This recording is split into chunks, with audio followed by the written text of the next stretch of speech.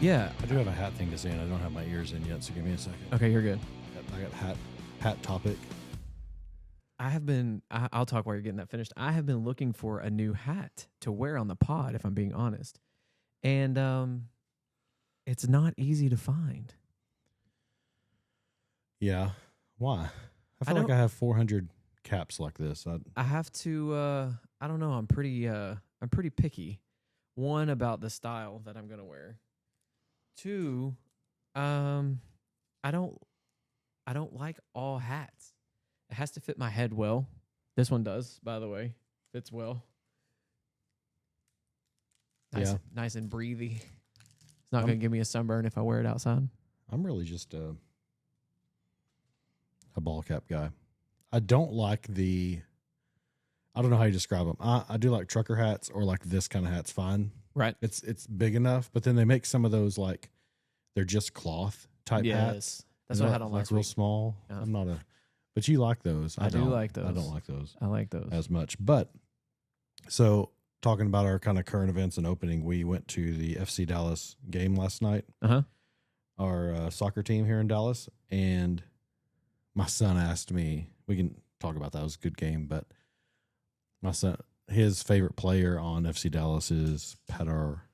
I mean, it's Peter with an A, but he says it like Petar Musa is his last name. He is the best player on FC Dallas. And he scored their only goal until it went to penalty kicks. But during regulation, he scored their only goal. And after he scored that goal, my son asked me, he said, if he gets a hat trick, are you going to throw your hat on the field? Absolutely not. I know, because I was wearing this hat and I really like this hat. If I was wearing a hat I didn't care as much about, then I may not care as much, but I can promise you if I'm wearing a hat, I like it. Yeah. So I'm probably not going to do that. Right. So I was like, no, but you see it done. I've never seen it done at a soccer game. I'm sure they do, but I've seen it done at hockey games. Yeah. I'm not throwing my hat on the ice. I'm not throwing it on the field. Yeah. That's my hat. I wonder if you just go to the game, if people who do that, if they really just lose a good hat they like, or if they go to a game thinking, well, maybe somebody's going to get a hat trick, and so they take a hat they don't mind throwing on the ice. Now, if I was like at a game where they handed out hats, I would throw the hat out. Well, yeah. But if I'm wearing a hat that I brought, that probably means I like it. Also, this is bald person problems, but sometimes hats itch my head. Yeah. And so I can't wear it for a long time. That's what I was worried about this one, so I did bring it back up just in case. I see some guys, they put the bandana on and then the hat, which serves a dual purpose. It helps that from happening, and also keeps you from getting the sunburn through the trucker hat holes. Yep. We've all had that before. I have a skull cap that I wear to sleep in. It's called my sleeping cap because my head gets cold and then I get headaches. Smart. It is smart, but I get made fun of regularly at my house. And what's family for? And sometimes when I wear a beanie, I'll wear that underneath it. Like it's like a cotton. Yeah. I'll wear that underneath it. Then I'll put the beanie on so my head's extra warm. But, there's a little hat talk for you. I did bring it back up just in case I don't. Just in case. We did go, went to the FC Dallas game last night. The boys finished off their rec league season Saturday, so we took them to a FC Dallas playoff game. Nice. Did great. So it's a 3-game series. They lost to Vancouver last week, the Vancouver Whitecaps. FC Dallas is in the Western Conference of MLS. And last night, through full time, it was 1-0 us. And then in some added time at the end of the game, Vancouver scored to tie it up. Goes to penalty kicks, and they kicked our butt on penalty kicks. Oh, no. Technically, their goalie only blocked one, but 2 of our guys sailed it over the top of the net. Eesh. Which you're like, I can't say anything. I'm not a professional soccer player, and this is not a professional soccer podcast. But they loved it. Soccer games are similar to how we talk about hockey games. Really fun to go to. Uh-huh. And we sat next to the supporter section, which is like a standing room section with a bar in front of it with cup holders. And they had a band, like not a ton, but 6 or 7, trombones, couple trumpets. 6, 7. I see what you did there again. And a full drum line. And so that was fun. And then they had huge flags or waving. It was a fun time. And it's like a $30 ticket. That's nice. It's a fun time. And it's just up in Frisco, which is a nice area. So took the boys up there, had some dinner, watched a fun game. Now, the only thing I will say is an 8:30 p.m. start. Ugh. Which if you go to an NFL game, that's kind of the equivalent, because an NFL game is 3.5 hours, where soccer is, 90 minutes of regulation plus some added time and some halftime, 15 minutes for halftime. So, kickoff at 8:30, the game ended about 10:40, having to go to penalty kicks after. So it was a fun time. And the 30 seconds on Stars, they lost last night in overtime to the Panthers, Carolina Panthers, Florida Panthers. Florida. 6-3 but their record currently is 6-3. Yeah. So just for update for the Stars fans out there, there's your 30 seconds. 30 seconds on the Stars. I don't want to start off on a sad note, but two positives and a negative. We learned last week that we're a CKH podcast. Was that last week or 2 weeks ago? Last week, I think, was a good thing. The good thing is I cut my cord. I have officially jumped shark. So were you still satellite? No, I was direct TV stream. Well, that's not a cord. It's a cord. Okay, it's not a cord, but I'm done with it, man. It was this month. The wife, we're doing our budget, and she's like, "Man, it's like $143 this month." Mm-hmm. Mm-hmm. When I signed up for it, it was 60, like I think it was like $69.99 plus taxes and fees or whatever, and we just don't watch it enough to where it justifies the cost. And I'm kind of to the point of just like, man, we have all these other streaming services: Netflix, Hulu, ESPN Plus, Disney, Paramount. And it's like, we really spend more. We don't have YouTube TV, but we have YouTube. And it's just like, it's kind of to the point of where I'm like, it's too much money. And I don't know. I see here you canceled your Hulu Live, and now ESPN is no longer on there. ABC is off of there. So now I'm wondering if you're going to see a mass exodus like what we've talked about before, where it's just not cost effective anymore. No, you're good. Your mic is muted. You're on mute. It's like back to the COVID Zoom days. Uh, I said I forgot my drink. That's why I had to step off camera for a second. Got to have something to drink, talking on the pod for 2 hours and smoking a cigar. So Hulu doesn't have an issue with ESPN, Disney. That's YouTube TV. Sorry. So with Hulu, we still have everything. But they were going to raise it again. Of course, they've raised it a ton of times, and they were going to raise it up to $99 a month. Plus, with your taxes and stuff, it would have been like $110 a month. So I've just always paid it. They've raised the price, and people will be like, man, it's expensive. I think when we started Hulu Live, it was like $74.99. Yeah. Okay. Yeah. Which I was like, fine, whatever. And we also pay for the other streaming services too. But I was talking with some friends about it, and he was like, I'm canceling mine. It's going up to $99 a month. And my first thought was like, well, just 10 more bucks a month. Okay, that's not going to kill me. Like, fine, whatever. But then I got to thinking, like, what do I watch on Hulu Live besides sports? I couldn't think of anything. I talked to my wife about it just to make sure, because you don't want to cut the cord on the wife's got a show she's watching. So right. We don't. Like, we have a couple shows on Apple TV, which we pay for, that we like. I mean, the kids, Disney covers the kids because it's all the Disney stuff. It's all the Marvel stuff. But if you pay the regular Hulu price, which is $12.99, so with tax, like $14, you get not the Hulu Live, but regular Hulu and Disney bundled. So for $14, okay. Netflix is probably the next one I'm going to have to get rid of. That sucker's nearly $30 a month now. It's like $27, $28. Which, again, when you think about it, it's like, okay, it's $27, $28. But it just makes me mad because I feel like Netflix has gone from like $12, $13 like Hulu and Disney, and now it's nearly 30. So we have like the family share one. My parents pay for that.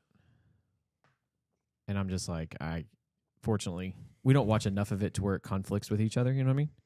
So like, I don't think I watch anything on Netflix, but I think my oldest daughter does, and maybe my wife. There's some good series out on Netflix. That one would be one that would be at the bottom of my list of things to cancel. The one that I would put at the top that I watch the most stuff on is HBO Max. Same. Like they have some good Apple TV has good stuff too. We started watching Shrinking on Apple TV. That's funny. It's a great show. Great show. It got recommended. Conan O'Brien, I listened to his podcast like we talked about, and he recommended it on his pod and forever, like 2 years ago probably. And so a few months ago we started watching it, and it had 2 seasons, and we blew through those quickly. Yeah, it's a good show. It's Harrison Ford, right? Yes. Yeah. Like that guy is such a versatile actor. Yes. He can do so many things. And then Jason Segel is kind of the main character, and it's got a couple other funny people in there too. It's a really good show. I recommend it. It's a great show. And Highly so recommend that's that. that's on Apple TV. Ted Lasso's coming back with another season. Yep. And then of course we have our Paramount because we watch all the Taylor Sheridan things. Yep.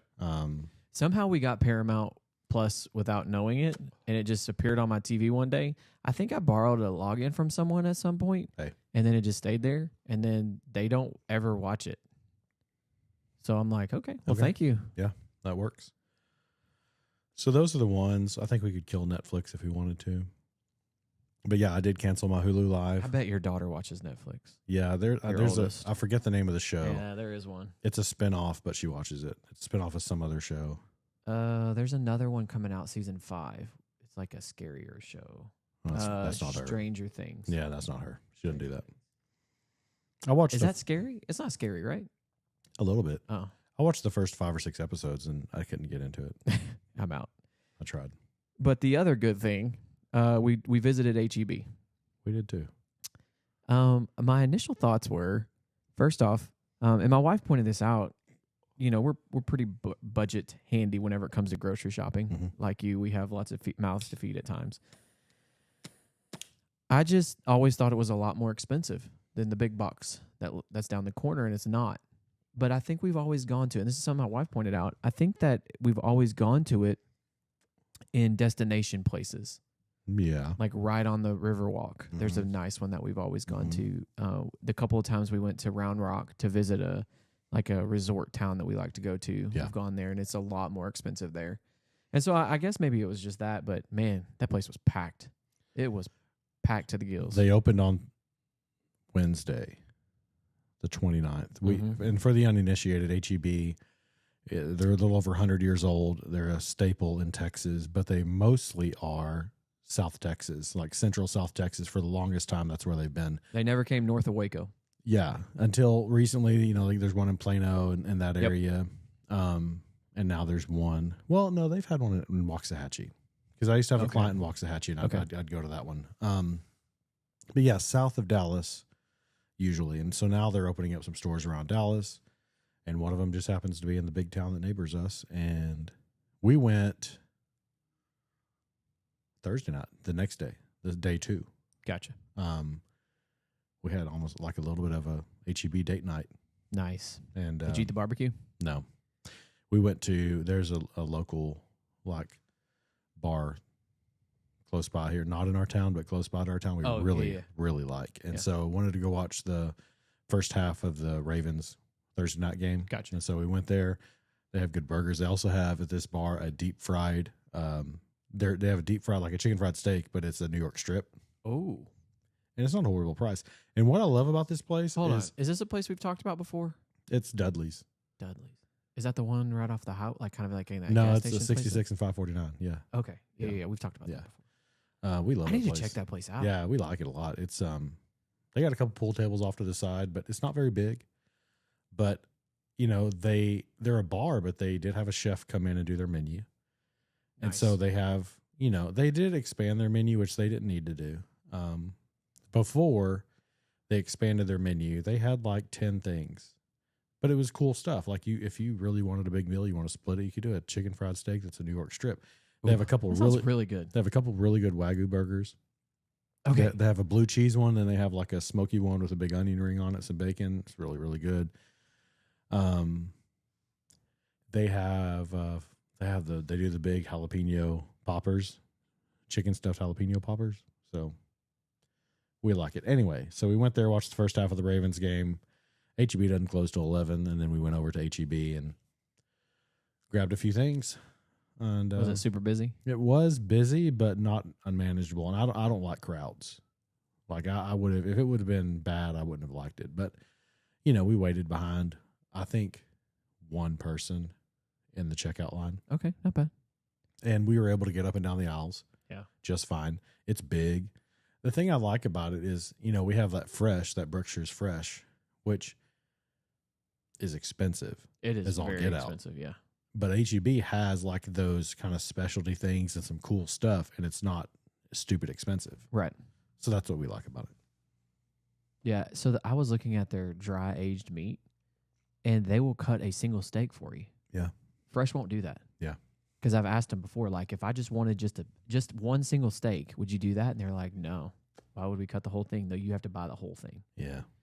And so they also have in their steak, like their cooler, they have dry aged meat in there. It was $45 a pound. Yeah. I can imagine. Is it worth it? Like if it's like a Wagyu type. I've had them from time to time. There's a restaurant called Knife. There's two of them in the DFW Metroplex. One's in Plano. And it's that type of place where you walk in and they've got the dry aged off to your side. You can see it. Right. And I've had them and it's good, but like for the price, for me, no. Okay. I feel like our palates are very similar, and I don't know that I yeah, would like spend. For me, I can go buy a good steak. I can not just your run of the mill whatever, but you can go buy a good steak and I can cook it to where I'm really going to enjoy that steak. That's what I'm worried about. That's the thing. And then you go someplace where it's like, this is $175. It's like, it was good. And it's but not 175 good. Not for the steak. I mean, you're going for date night atmosphere, things like that. Right. But no, for me, the steak by itself is not worth that price. Gotcha. Okay. Well, then I guess I'll be buying some more steaks from HEB, and the wife will be cooking them for us when next time we have a date night. Just do like a reverse sear. Oh, God bless America. She cooked a tomahawk steak for me. Wrong. I don't know if I talked about. Did I talk about the tomahawk steak she made? You talked about a dinner before, but you didn't say what it was. Okay, that just knocked your socks off. No. That was 2 weeks ago. Phenomenal. But she cooked this tomahawk steak. I just bought it from Walmart and USDA steak, Prime, whatever. Mm-hmm. And I was like, I really want you to cook this. And she's like, this is like a $50 steak. I'm like, I know, but you can do it. Mm-hmm. Man, it was so good. Yeah. It was so good. I can't even describe it. It was just good. It's easy for me to cook a steak. I'll do a reverse sear like for my wife's and on the kids, but for me, I really do just sear the outside edges. Yeah, and I'm good with that. Yeah. I needed a little bit. I don't like blue rare. Yeah, that's the way I want it. Oh man, and that's my problem with your run of the mill like steak restaurants. Like your Saltgrass is the worst. They're at the bottom of the barrel for me. The Roadhouse is okay if you're talking about just your kind of run of the mill, big box, so to speak, steak restaurants. Roadhouse will do one pretty good. Saltgrass, I've never been able to get them to cook a blue rare steak for me. It'll never come out blue rare. So do you like where the muscles are still twitching? No. If it's a good steak, it ain't like that. Boy. Whew. You got to let it get to room temperature. Get it out of your fridge and let it sit on the counter. Get it to room temperature. Okay, so you're not talking. Then about all you do is coat it really good and your little SPG, salt, pepper, garlic. That's all you need. Yep. I don't do no fancy rubs or nothing like that. A hint of sugar. You put a little sugar on it? No, I don't. I've done that, but I don't do that. I just do a salt, pepper, garlic. Occasionally, I'll put a little spice in it, which I've done cayenne before. But also at like a good grocery store, you can buy some like ground up adobo. Ooh, yeah. Peppers, and that's pretty good. That's like a mild but a good little spice to it. Or, I tried one time. I like tahini. Oh, and that's kind of different. Yeah, but you don't do too much, just a little bit. Just a little. Sear that thing in some butter and put some fresh thyme in there. Yeah, you ever tried that? I've done that. You got to sear it in butter. Yes, but you put the thyme in the butter. After for you sure. warm that cast iron up, you throw that thyme in there. But here's the thing: you do not warm a cast iron up and put oil in it, cook steak. You cook that steak in butter. No, and that's what I'm saying. I know, but I'm telling like the listeners. Oh, okay. If you are warming up your cast iron or your Blackstone or whatever you're doing, do not put oil on that like you're cooking hibachi or something. No, why would you do that? You got to cook that steak in butter. And if you haven't done it yet, I just changed your life. 100%. Why would anybody cook anything but butter? I see it. Those people are crazy. You go over to somebody's house, they're like, we're grilling steaks. I'm like, awesome. But I always go with a little bit of trepidation. Like, am I bringing the steak and they're cooking it? No. Like we're going over. Like, okay. They're inviting us over for steaks. Fine, that's great. That's wonderful. And just know, if you invite the pod over for steaks, we're judging you as you cook it. And here's what do you do? What do you do with this? Like, I feel like I can improve some people's cooking, but when they invite you over, you can't do that. But you want to. You can 100% do that. Let me show you this pointer. Yeah, but then they feel like you're not appreciative of this steak they bought and they're cooking for you. You just say. It's just like that thing you sent me today about raising your hand. I'm just not. It's like, hey, I got this. I just saw this on Instagram. Let me show you. And then you just show them your tips. I don't have enough finesse in my speaking to people to do that. But that is not true. I feel like what I want to say is like, have you ever tried doing it in butter? And just hope they catch on. Just so you know, I'm gonna snip just that part. Yeah, don't bookmark that. So, okay, I wanna come back to the dictionary.com because we're still intro and that. I think that's a current event thing. Mm-hmm. I want to tell the pod I sincerely apologize for my support of the Dallas Mavericks. And so I was thinking about it as I'm watching them just play terrible defensive basketball. And all I can think about is Nico up there with Jason Kidd talking about how it's going to be a defensive-minded team and blah, blah, blah, blah, blah. And I just think, I wonder what Mark Cuban is thinking. Like when he hired Nico and then he sold the team, I know that he made a lot of money. So I don't fault him for that. But this is the image that I got in my head, and I want to play it for the pod because this is what I see every time. This is what I think of every single time that I'm watching the Dallas Mavericks. And Obi-Wan Kenobi is Mark Cuban. Okay.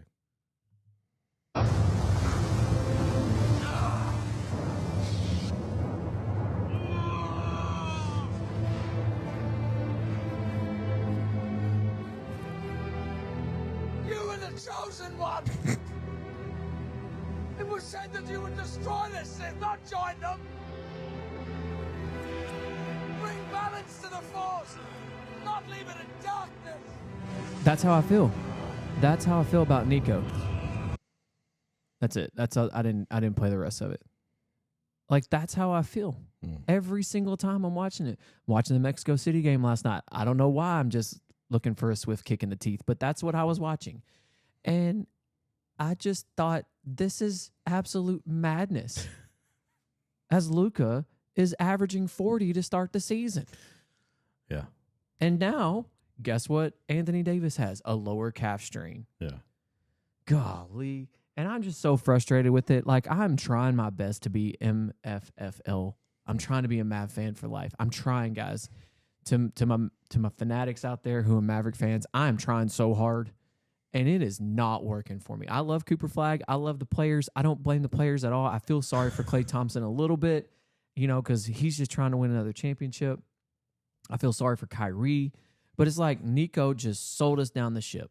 He sold us down the river. He pisses me off every time I listen or watch it. And I'm just like, that's how I feel. Yeah. All Mav fans and Mark freaking Cuban are Obi-Wan. And we're looking at the darkness. And Nico went to the dark side. Yeah. Pisses me off.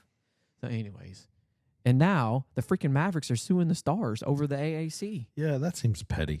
It seems so petty. But I feel like the reason they're suing them is petty, but they want something. I don't know if it'll help them move the team to a different arena and like get that ball rolling, because maybe part of them moving out of the AC, have contractual obligations with the Stars. If they can get those taken care of, I haven't done a whole lot of research on it. Just the bits and pieces I've seen. I feel like all I'm going to say is there's a reason behind the reason. So they're obligated. The lawsuit that they filed has actually nothing to do with the issue they're trying to handle. Right. They're obligated until 2031-32 season, and they're trying to get out of there quicker than that. Right, because the thing they're getting the Stars on is they move their HQ. Right, to Frisco. And they can't do that on the agreement. And if they can't do that on the agreement and that nullifies the contract, then I guess they got the contract nullified, which is what they want. So it seems so petty. And I feel like Cuban just kind of let it go. So it's probably one of those things like that. But yeah, still, it's frustrating to me. Right. Because it's just like, now the Stars and Mavs are going to have beef. Yeah. And then who am I supposed to root for? Yeah. Who am I supposed to root for? Before we hop too deep in, what are you smoking? That's what I was about to ask you. We didn't talk about it. So I've got a Pedrillo Encore. Oh, I love the Encores. I'm smoking the other one that we were given last week from Tracy, the Padron. Imported series, the anniversary series. That was a good one. I smoked that one Halloween night. It's good. Yeah, sitting around the fire pit. I saw you got Thanksgiving up now. Yeah. That was not something that we normally would do. But a bunch of the neighbors wanted to do a thing where the whole neighborhood buys those blow up turkeys and puts them in their yard. Okay. So there's a bunch of a lot of people don't have theirs up yet, which it rained Saturday. Maybe they just didn't get their Halloween stuff down or whatever. But I got mine up. And next week, if you drive around, you'll probably see 100 of them in the neighborhood.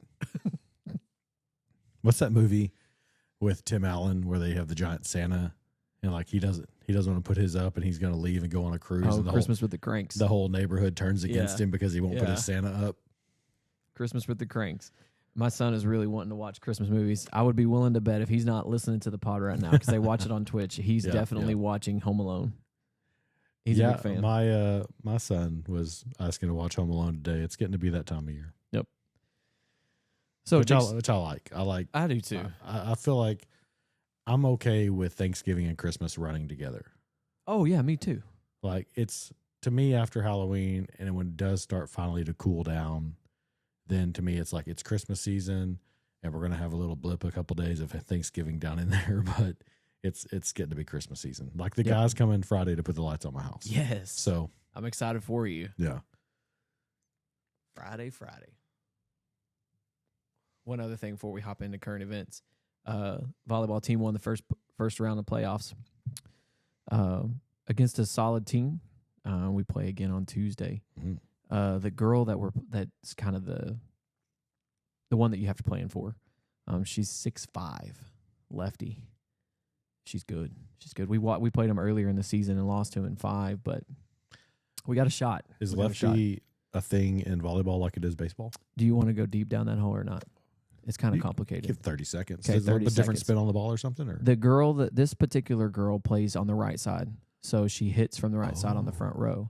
So normally, if you're right side and you hit right-handed, it has to go across your body, which gives the defense a little bit of a quicker time to get set. Now she's right there, and she's left-handed, so she can either quick hit it or she can let it go further across her body to hit it, or she can kind of get it right here, turn it in, turn it out, turn it towards the line. Makes it difficult to defend, especially when she can get up. If she's 6'5", she can get up and put the ball down instead of hitting it more at an angle. 6'5". She's so tall. Senior or junior? What? I'm not sure. Okay. I think she's a senior. Okay. She's solid.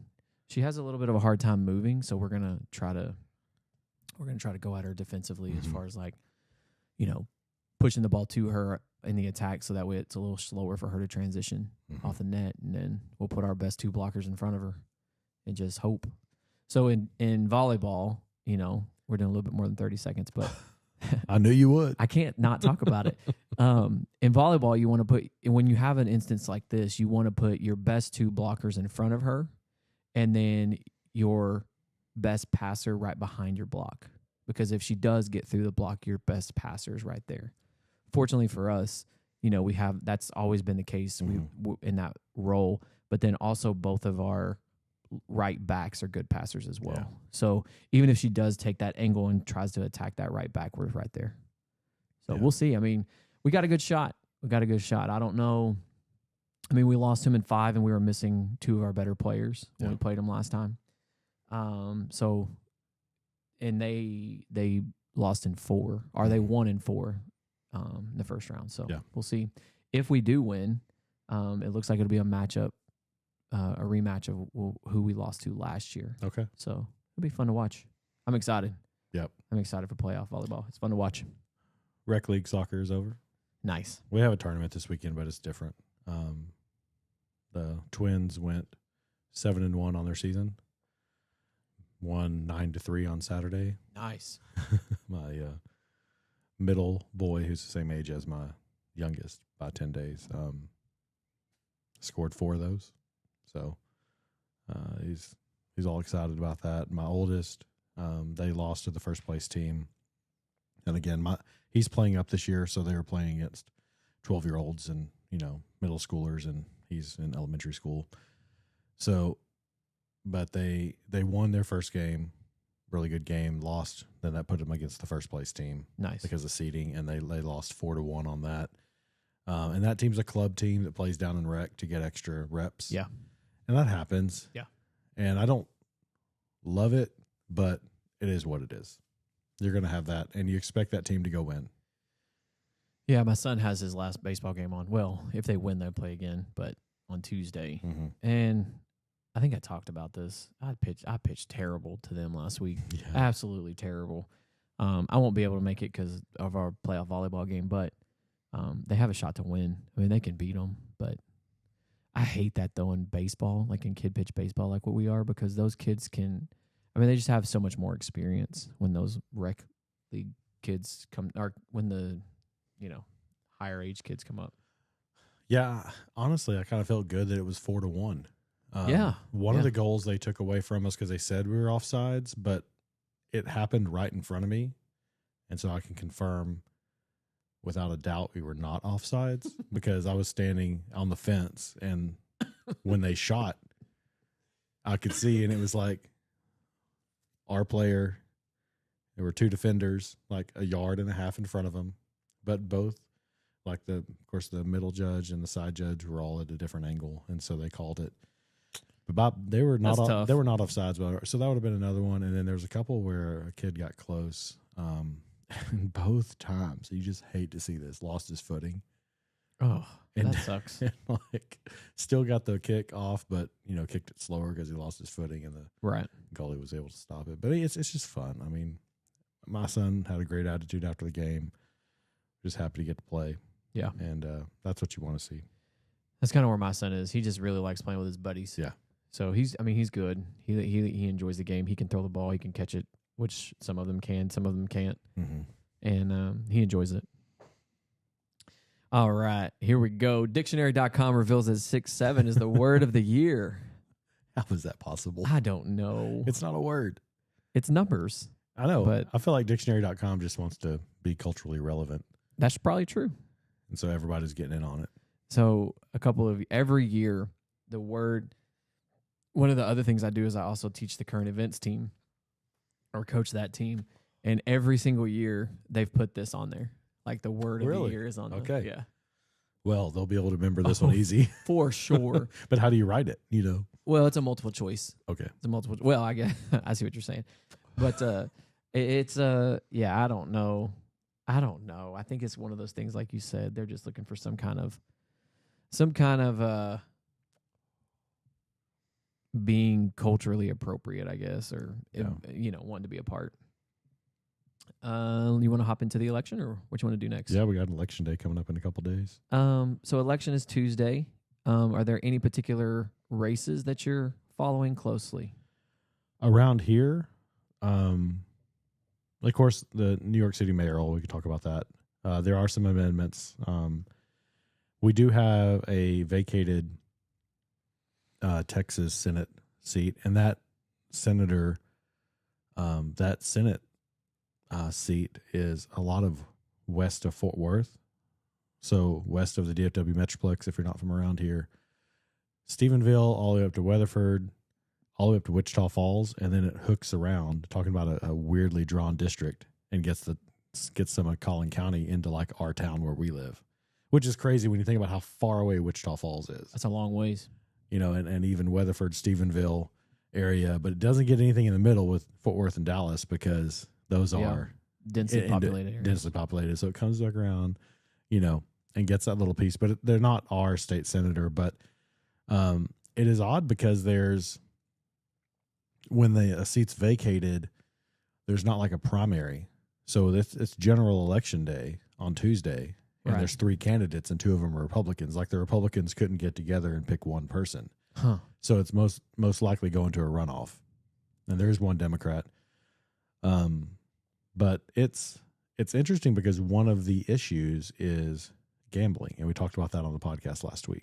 So one of the only issues really that separates these 2 candidates is that one of them is John Huffman is a little easier on gambling, whereas Lee Wamsgans, who's a female, is staunchly against it. She has better endorsements. She has an endorsement from Trump. She got Ken Paxton's endorsement. So from the heavy hitters in the GOP for Texas, she's got the endorsements. So we'll see. That's just an interesting race. And then even local also, we talked about this kind of in passing, but not in detail on the pod. A local school district has a Vater election, VATRE, which is not really a bond election, but they can move the money differently. Correct. And like we've discussed talking about this in depth on the pod a couple times and have decided against it each time. It's very in the weeds on school finance. What's notable about it is generally in our area where the area is growing and lots of people are moving here from out of state, but also moving out of the bigger cities into our area. Right. Schools are building schools. Right. Like the district that our kids are in, we're the town we live in, we're opening a new school every year. Sometimes two. That's slowing down. But, you know, we opened this elementary school our little kids go to opened the year before last. With school opened a new elementary school this year, and then they've got, you know, a new high school opening in 2 years, a huge high school. So I think it's massive. And a middle school, right? You're going to open that high school and the middle school in the same year? No. Middle school's after. Okay. But it's like we generally support it. Like bond elections usually get voted for, and one of the things we talked about was, you know, don't put your school bond election, if it's going to be close, in the same year as an election year because you get so many, like a presidential election year, because you get so many more people out. It's interesting. I mean, I have a lot of people on Facebook that are talking about it, and it is vitriolic. Yes. Like it is. The people, and I'm going to say this as a generalization, it doesn't apply to everyone, but it applies to most. The people who are against it are the most vitriolic. The people who are for it are, let me make my case to you. Here's why it's a good thing. You know, here's why we need it. People who are against it are just, the school district wastes all of our money, and it's very negative and mean-spirited and calling people out and calling people names. It's there's a very different, almost bottish. Yeah. So it'll be interesting to see what happens with that. Again, I don't get to vote on that. I'm not in that school district. It's the town next to us. But and I second what you just said as far as like the amount of venom that's being spewed about that. I mean, you can vote against it, but also have a reason why. Yeah. And it's my understanding that this is moving the finances from one to another, which opens up more spending. We're not going to, I'm by no means an expert in school finance, but it is so complicated. Mm-hmm. I would imagine it's very similar to like tax code. Mm-hmm. And it's just, there's a lot of moving parts. There's a lot of moving parts, but not only that, like once you put something somewhere, you can't always move it to another account to pay for something. So there can be a surplus in account A, but that's earmarked for certain things. And then account B could be close to going negative, but you have all this money in account A, but you can't use it over there. Use it over there. Which is not the way a company would operate. Correct. So, you know, I think from the comments, I've tried to stay away from it. For some of the comments I've read that have said things, I'm like, you don't understand. I don't understand how school finance works. I have a small understanding of how government finance works from being a CPA and an auditor and auditing governments and municipalities, but even that is very remote. I didn't do that very long. And it's incredibly complicated, and you can't just spend the money you have on whatever you need to spend it on. And Texas also has this thing called recapture, right? Where if your tax base gives you more tax dollars than you need in your school district, then those tax dollars go to other places in the state, correct, to be used for other districts. And it's called Robin Hood back in the day, right? Something like that. Yeah, the name has changed. Yeah, and so Rockwall is saying, hey, like, we want to not have this happen. We want our tax base and tax dollars to stay in our school district. And in order to do that, we need to pass this Vader. But it'll be interesting. That's a very good way of explaining it, by the way. So at a district that I worked at before, the one that I'm currently at, they were going to be in the same boat. So back in 07, 08, 09, they went negative. Okay. And in order to fix that, they balanced their budget. Mm-hmm. Okay. And basically cut off spending completely. Mm-hmm. So then like the year 2010, 11, 12, 13, they were able to get back, and then they started building up this surplus. Mm-hmm. Well, then the state came back and said, hey, if you don't spend this money, you're going to lose like $40 million. Yeah. Like, because you've run a surplus, that's great. We're fine with that. But you've run a surplus for too long. Right. And so essentially they were going to have to do this. They built a football stadium with it. And there were all these people who were really upset about it. And I'm like, what would you want them to do with that? Just give it back? Yeah.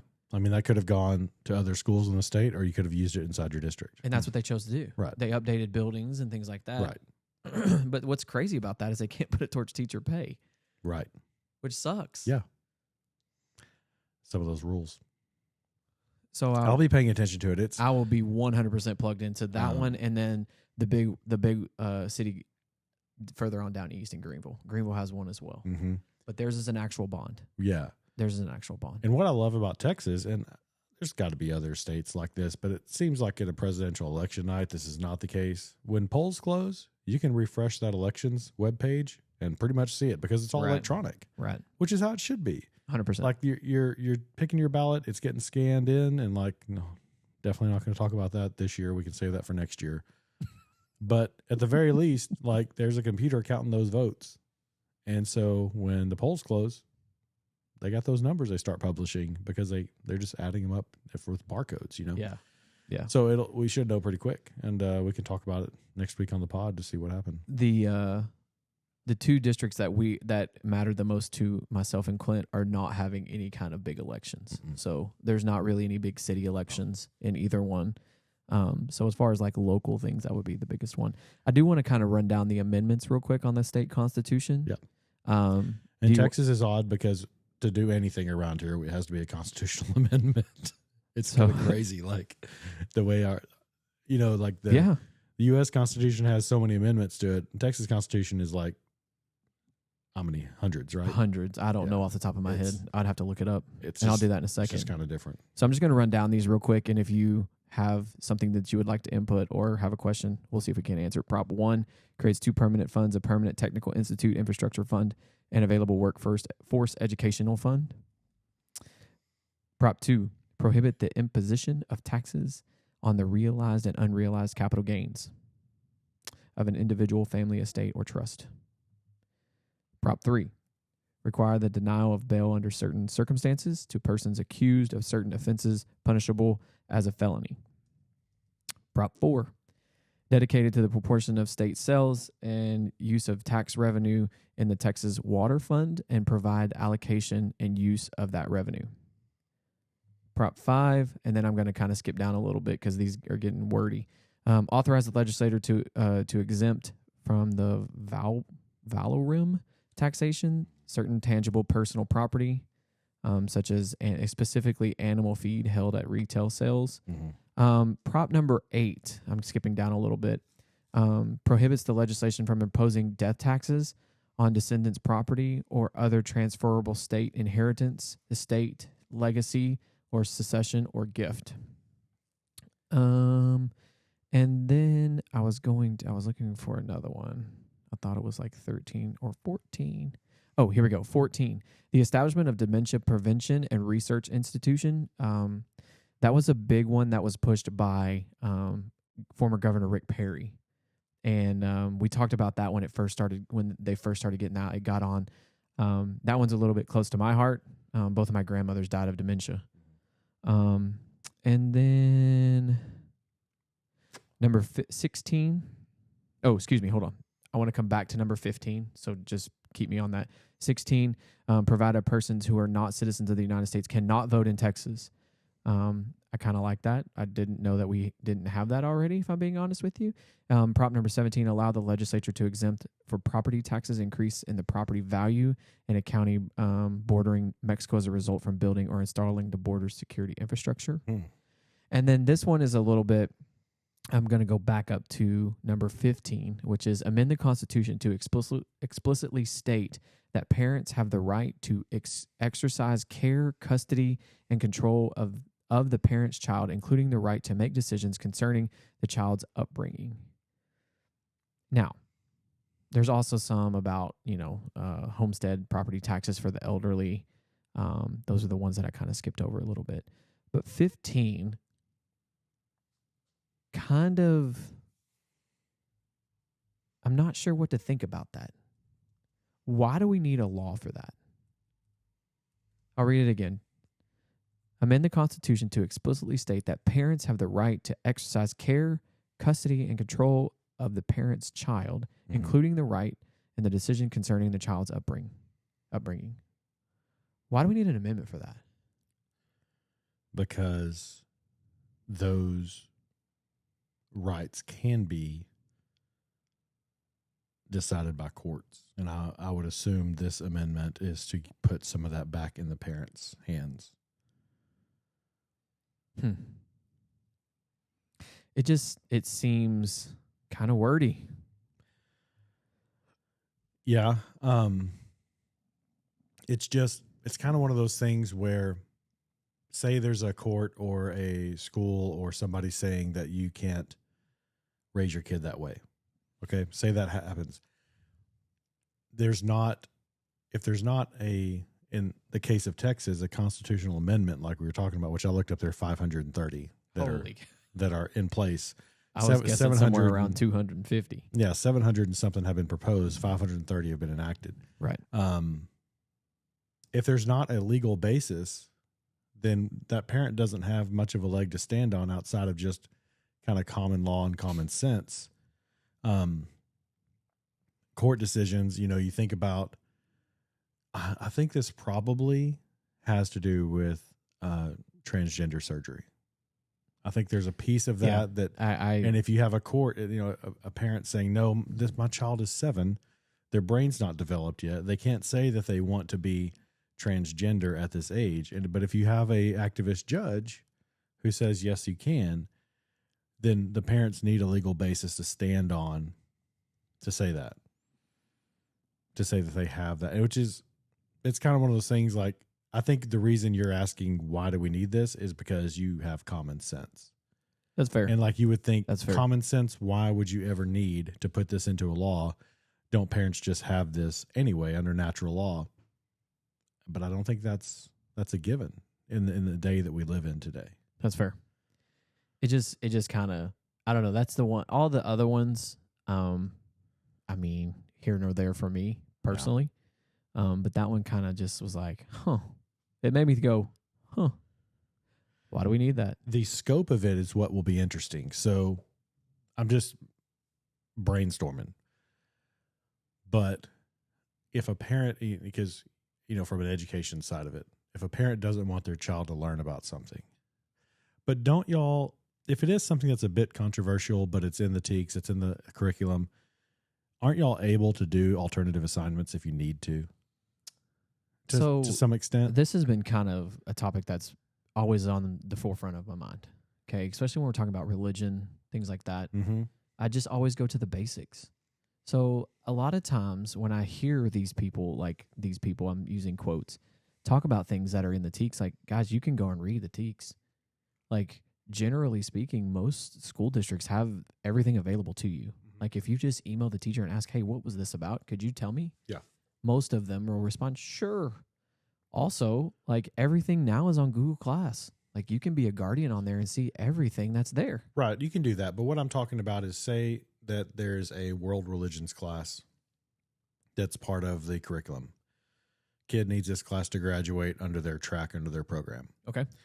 And the particular teacher for that class, for that particular year, and for that student says, all right, we're going to recite Muslim, Hindu, whatever, pick one you want, prayer as part of this class because that's what they do. And so for you to learn about this, we need you to memorize and recite these prayers. And if a parent says, I got a problem with that, maybe this amendment gives them a little bit of a foothold to stand on for that. I'm just guessing. I don't know. I don't know the extent of it or the scope of the amendment. But if I'm trying to think about people who would step in front of a parent, that's the two things that come to mind are transgender issues and education. I'm with you.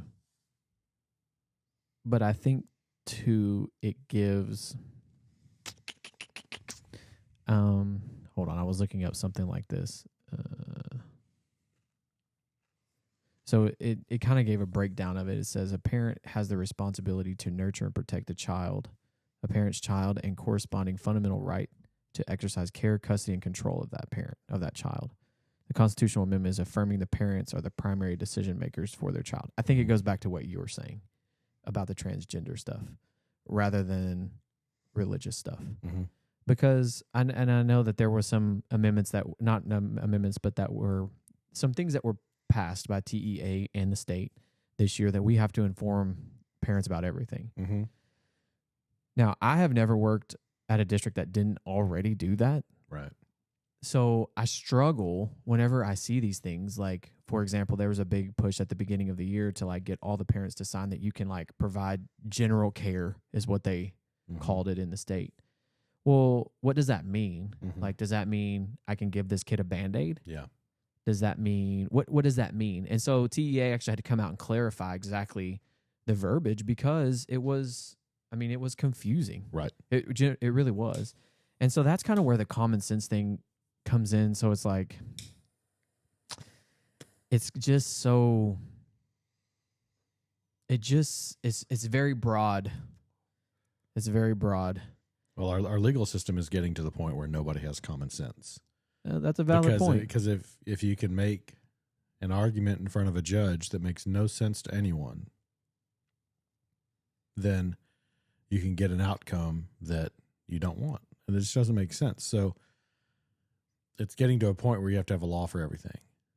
And you have 530 amendments to the Texas Constitution, and you just rattled off at least 15 more that are proposed that are on this ballot that we're going to see on Tuesday. But you'd also talk about, to bring it back to the point of how Texas does their lawmaking. One of the ones you talked about with the ad valorem tax, like if you don't own a business, you may not know that property tax is not just real estate. It's not just dirt. If you own a business, you pay, let's say you have a commercial building where you operate your business. You pay property taxes, which is what the ad valorem tax is, on that dirt, on that building, but you also pay it on what they call personal tangible property inside the building. Your copy machines in the office, things like that, your desk, all your furniture. You pay business personal property tax on that in addition to the property tax on your dirt, on your building. And so it's trying to limit some of that. Okay. That makes sense. Specifically talking about feed for sale in a feed store. Gotcha. Which is inventory. Okay. Makes sense. Which, is in the weeds type of example, but that just tells you how specific we have to get. That is going to be a constitutional amendment to the Texas Constitution. Yeah. It's, and I feel like you and I are we're pretty politically savvy when it comes to certain aspects. But like sometimes whenever I look at this stuff, I'm like, I can't wrap my mind around it because I don't understand. Like why would we even want that or need that? Yeah. A couple other notables. Of course, probably the most notable race in the country on Tuesday is the mayoral election with Zoran Mamdani Curtis Sliwa, and then Andrew Cuomo. Did we make predictions on this? I think Mandami will win. I think Cuomo wins. Here's my reasoning. And again, I don't think either one of us have invested large amounts of time into looking into this. But I saw a couple of kind of just man on the street type interview people. And there was an overwhelming number of New Yorkers who were interviewed that basically said, everybody's saying this is such a big deal and like it's going to be horrible. Right. But we're in New York. It's fine. It's whatever. And like there seemed to be a large amount of apathy among New Yorkers to not care so much about democratic socialism. And Obama called him and said, I look forward to working with you in the future. And that is huge. Yeah. For the Democrat Party. I think Obama is probably still the leader of the Democrat Party. If Obama says it, it happens. It sure does sound like it, doesn't it? And I think Obama is the reason that Biden backed out. I think Obama did not want Kamala Harris, but he knew they needed someone else other than Biden.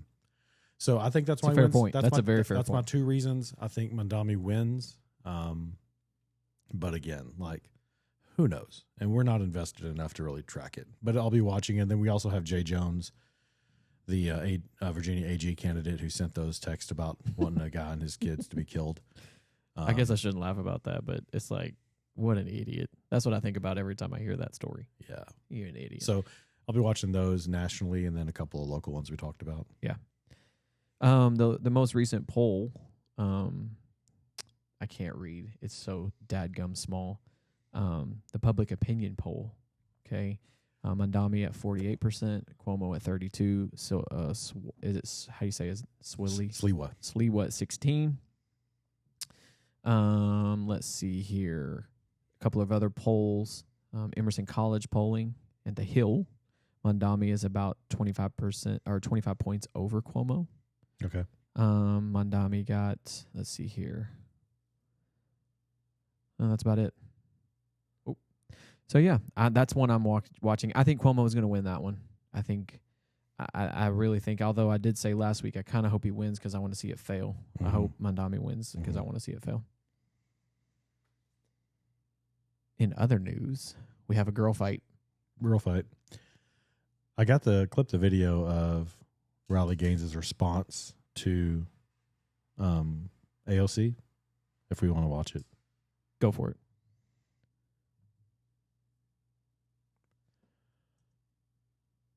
Oh, no. My challenge to a debate, she says, and I would like to challenge this person to get a real job. The hubris in this. It's comical given the fact that it's coming from someone whose own party shut down the government, which technically left her jobless. And there's I don't like that because it's not true. Riley Gaines, if you're going to, it's petty, but I don't like it. The Congress is not jobless in a shutdown, just like the military is not jobless in a shutdown. Sorry. Try it again. Because she responded back with this to my challenge to a debate. She says, and I would like to challenge this person to get a real job. The hubris in this. It's comical given the fact that it's coming from someone whose own party shut down the government, which technically left her jobless. And there's no real end in sight, by the way, of this government shutdown. I thought for a while about how or if I even really wanted to respond to this at all, because I mean, it's simply not true, right? Of course I have a job. No, it's not conventional. No, I'm not going into an office or sitting behind a desk, but there's lots of different things I do. I'm the host of this podcast. I wrote and published a national best-selling book. I'm an employee with Turning Point USA, worked for several different nonprofits and organizations. So it's simply not true. But then I began to really think about what I wanted to say. And I responded back to AOC and I said, I have a real job. I'm a mom. It's the most important and rewarding job in the world. I think if you had a baby girl like I do, you would understand my positions a little better. And I really mean that. I've said it several times on this podcast. Like, when I think of our daughter and the future that I want her to inherit, the world that I want her to grow up in, that's precisely why I fight. I don't know. You switching hats? Yeah, it's itching my head. I was going to be sly about it, but I will say, I will say, one of the points that Riley Gaines made about having kids changes your perspective. That's 100% true. For sure. The way you see life after you have children is not the same as prior to having children. No. And we even, we're going to play a clip from it later for something different, but Andrew Schultz on Rogan made a joke. I listened to that one because I like Andrew. He's funny. And he made a joke and he said, God gave you daughters for a reason. To soften you up. Yeah. And that's 100% true. I don't really have a horse in this race. I don't care if AOC and Riley Gaines debate. No, the I only just thing thought it was hilarious. It is kind of funny. And the only thing I'll say about it is I wish people would not sleep on AOC as much as they do. Like, they just like talking about, oh, it's this former waitress or bartender, whatever she did. And now she's in Congress. She has influence, significant influence. Yes. And as a politician, what's more important than that? She has significant influence over people and can get her message across and is articulate with her message. Like they'll show her gaffes and make fun of what she says. Yeah. But she can deliver her message. Yep. And she has significant influence. And she's a politician. So, like, don't sleep on AOC and her influence and her ability to shape or change elections and liberal policies. I mean, she's teamed up with Bernie. Yeah. Bernie would not, like we say, we have a good amount of, don't agree with a lot or some or most or what Bernie says, but we have a good amount of respect for how he's able to deliver his message at the very least. And he's not teaming up with somebody who's an idiot. No. Like, y'all, she's not an idiot. Okay, you can find the gaffes, you can find the things she says, you can say she used to just be a waitress, whatever. She's not dumb. So that's all I'm going to say about it. It's like, and I don't think Riley Gaines is doing that. I'm not putting that on her at all. I just mean there's always been this pushback on AOC, like, no, she's just dumb, and she's not. Like, go out and really listen to her. Like, listen to some things she says in committee on the House floor. Yeah. Well, she can make an argument in those hearings most of the time. Now, I may not agree with her policy. Right. I may not agree with the way she goes about it, but she does use words very well. And she'll get stumped, but dadgum, so does Bernie Sanders. Yeah.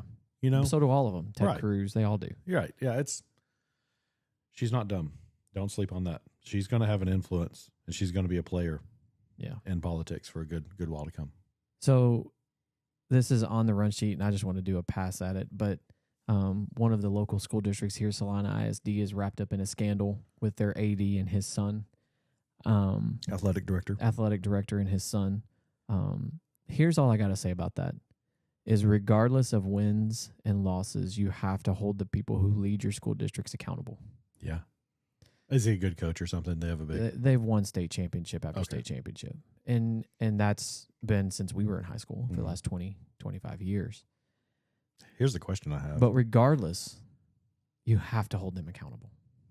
The thing I can't figure out in this, and I was trying to think, like, we went to a small school, not so small anymore. I mean, it's 6A school now. We were 3A when we were in school. Yeah. And a ton of family, and still do, work in the school district. Like, there's a ton of people. It's like, I was telling my daughter last week when we got in the truck after church, I was like, that guy was my middle school, and then for a year, also my high school principal.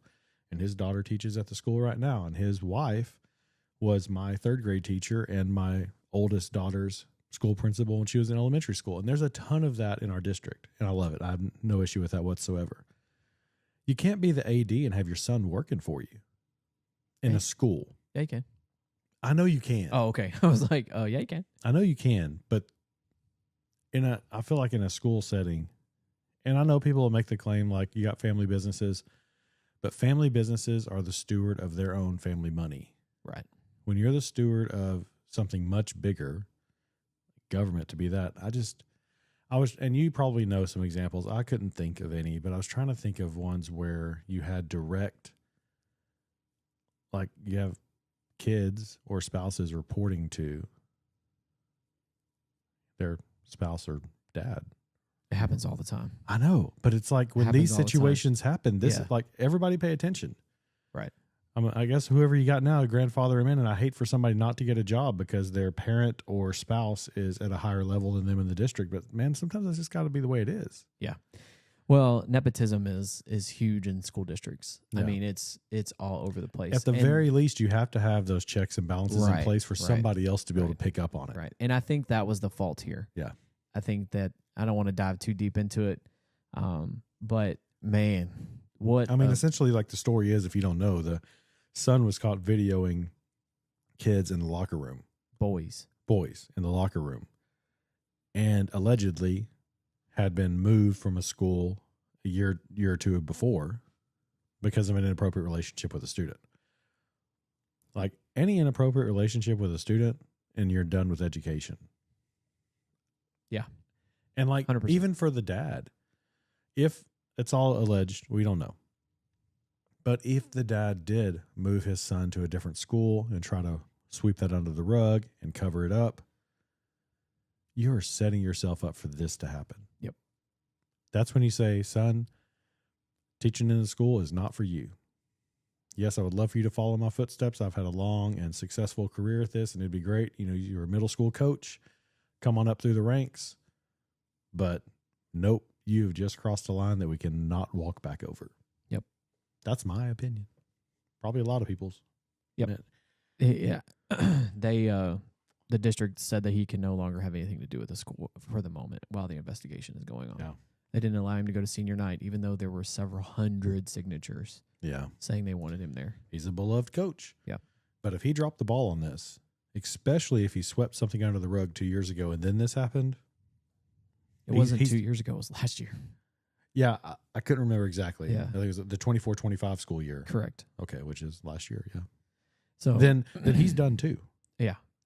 And like, there's a lot of, the coaching world is pretty tight knit. Like, somebody who knows somebody, or, you work with someone who worked with someone, and man, the stories are just unreal. I didn't have on my bingo card Nikki Minaj coming out in support of Trump. Yeah. I didn't have on my bingo card, and I'll tell you this, Nikki Minaj being a staunch Christian, which has been new news to me that I have just recently learned. And I'm not trying to say that as a judgmental statement. I have heard her songs. And again, I'm not trying to make that as a judgmental statement, because I've kind of dove into this a little bit, and it's pretty well documented, her being a staunch Christian. So I've got Yeah, you got the tweet? I got the tweet. I guess it's not a tweet anymore. Is it a post? An X? When I saw this, I thought it was one of those like AI things. Yeah. And I was kind of shocked, if I'm being honest with you. So she says, reading this, and this, basically Trump did a truth on his Truth Social, which gets copied to Twitter, X, whatever we're calling it these days. Who knows? Christianity is facing an existential threat in Nigeria, and he talks about this, and he also said, if they don't get this under control, we're going to come in guns a-blazing. We're going to take care of it, and swiftly, like he always does. And so Nikki retweeted this and said, re-X'd it. What are we calling that? Reposts? Oh, retweets. I just boring. say retweets. Retweet's much better than repost. Agreed. We should need to name it back. Elon, come on. We're going to talk about that here in a minute. Don't fix what's not broke.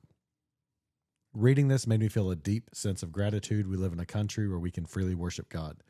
No group should ever be persecuted for practicing their religion. We don't have to share the same beliefs in order for us to respect each other. Numerous countries all around the world are being affected by this horror, and it's dangerous to pretend we don't notice. Thank you to the president and his team for taking this seriously. God bless every persecuted Christian. Let's remember to lift them up in prayer. I love just the sanity from this post. I don't know. I don't take Nicki Minaj to be a big Trump supporter. But I love the sanity where somebody can see the president of the United States, that's the president of all the United States, and all the people in the United States do something and say, I appreciate that. and like the maturity that takes that so many other adults don't have. Right? Yeah, 100%. Because you can, I'm just sitting here trying to think of like my comeback to that because you said it very, yeah, that's perfect. Like it's sane. yeah, It makes sense. right. And the videos coming out of Nigeria are horrific. And like they're burning these Christian churches to the ground, and the Christians who are left come back, and the pastors are trying to like talk to these people that are killing these Christians and like, stop, please stop. And then they just kill them. Yeah. And they're burying them in unmarked graves, and it's awful. It is.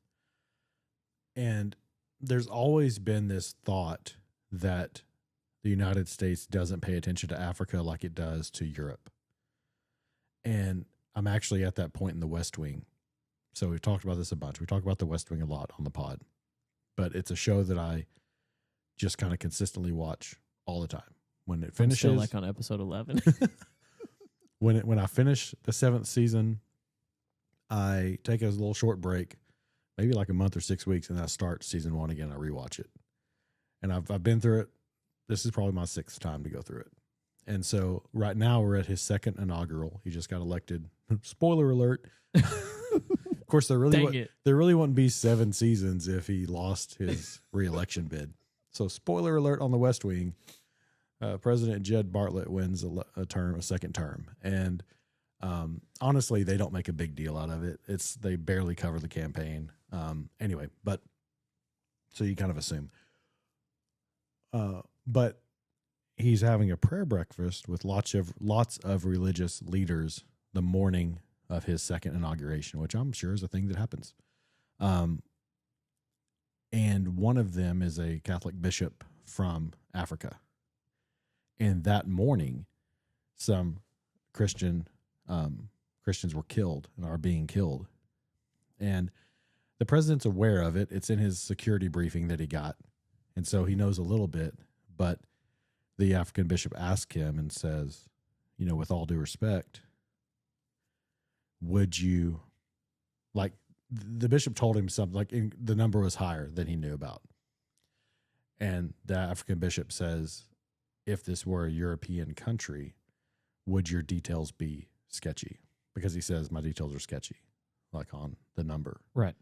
And so there's always been this thought that the U.S. doesn't pay enough attention to atrocities that happen in Africa versus atrocities that happen in Europe. And so I think some of that is behind what Nikki Minaj is saying here, is like, I'd not only appreciate Trump, saying that he's going to go fight for and help out persecuted Christians anywhere in the world, but I also appreciate it to an additional degree because it's in Africa. And that's just my thoughts. So we are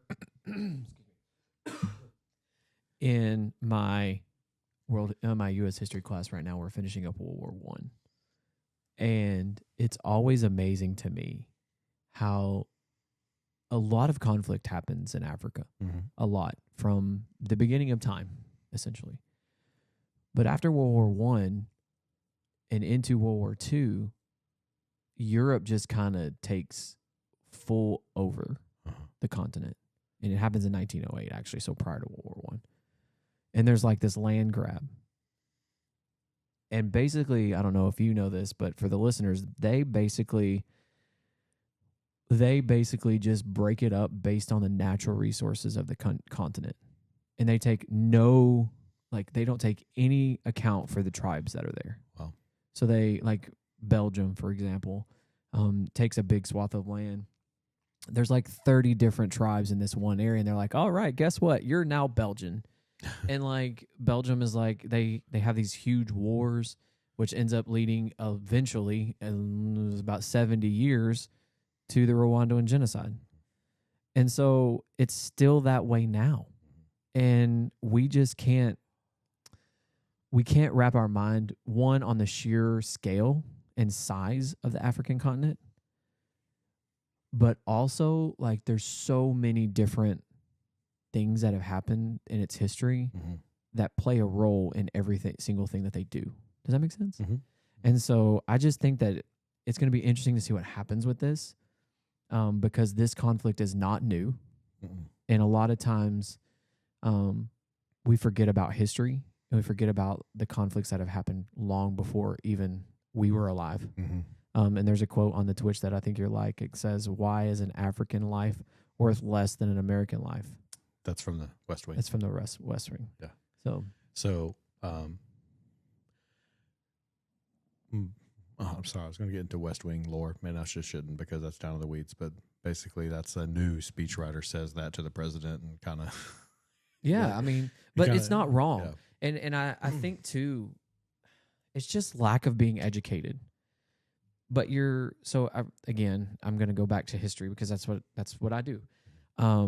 There's a book by Romeo Dallaire. It's called Shaking Hands with the Devil, and he is at the time it would be a NATO peacekeeper in the Rwandan genocide, and he's meeting with these generals, and he talks about how just the general look of their faces, and he does a great job of describing what they look like, and it's just he puts it in a very. I wish I should have pulled the clip because he reads the book like he reads his own book, kind of like Kamala does, but it's way better. But like, if you slow it down to like 30%, does he sound drunk? Well, he's got a French accent because he's French Canadian, but it's something that I had no idea even really was. I knew the genocide was a big deal. That's not what I'm saying, but like the amount of just sheer passion that these people had, and to fight for a cause that the people who were there trying to keep the peace could not understand. Yeah. And so I feel like this kind of falls in that same category of just atrocities that Americans don't understand because we're not educated on that. Like we know a lot about Europe. Yes. Like we know a lot about it. Like if I were to ask any of my students, where is, during World War I, who were the main players? And they'll be able to list the Triple Entente and the Triple Alliance. They'll be able to know that. But if we get further south, they're like, oh, Egypt was involved in this? And I'm like, yes. And so it's just one of those things where it just kind of gets pushed to the sides in history. And I hate that. Yeah. Because it's just lack of knowledge. Right. That's all it is. And it's there. You just got to find it. But to be quite frank, this terrifies me. Because I fear we're stepping into a Afghanistan's type situation here. Yeah, I would hope not. I hope guns blazing don't mean boots on the ground. But it might. It might. It might. Pete Hegseth sent out a... Did you see his tweet, I guess?